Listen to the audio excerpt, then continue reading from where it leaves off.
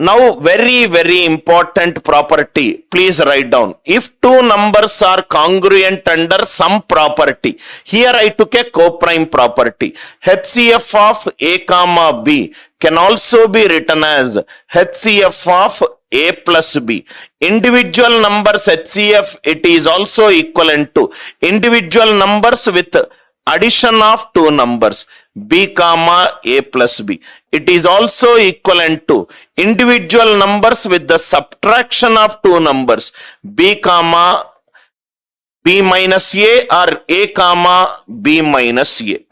But may or may not be equivalent to, may or may not be, may or may not be equivalent to, may or may not be equivalent to HCF of A plus B comma B minus A. Very important property.